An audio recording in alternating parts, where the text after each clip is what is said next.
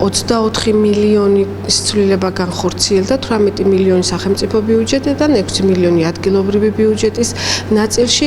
გორის მუნიციპალიტეტის ბიუჯეტში შესატან ცვლილებებზე საკრებულოს საფინანსო საბიუჯეტო კომისიის სხდომაზე იმსჯელეს. ცვლილება 24 მილიონ ლარს შეეხება, რომელიც ძირითადად ინფრასტრუქტურულ პროექტებში გადანაწილდება. მერიის საფინანსო სამსახურის ხელმძღვანელის დალით ლაშაძის თქმით, მოხდება სოციალური პროგრამების დაფინანსება და საბავშვო ბაღების რეაბილიტაცია, ასევე დაფინანსდება სტიქიური უბედურებების სალიკვიდაციო სამუშაოები. აქ ძირითადი მიმართულებები არის ინფრასტრუქტურა რასაკვირველია, რეგიონში განსახორციელებული პროექტი გამოყოფილი 14 მილიონის ასახვა განხორციელდა, ასევე სოფლის პროგრამა 1.596.000 აისახა ბიუჯეტში, 200.000 მათ შორის არის ადგილობრივ ნაწილში, ასევე სტიქიის სალიკვიდაციო 222.000, მოსწავლეთა ტრანსპორტირების დელეგირებული უფლებამოსილებისთვის თანხის ასახვა განხორციელდა, საზოგადოებრივი ჯანდაცვის დელეგირებული უფლებამოსილებისთვის, ასევე შშმ პირთათვის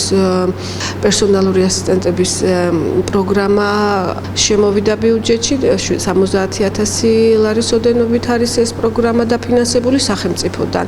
დანარჩენი თავისუფალი ნაშთი ამ ეტაპისთვის ადგილობრივ ნაწილში 1.430.000 ლარს შეადგენს.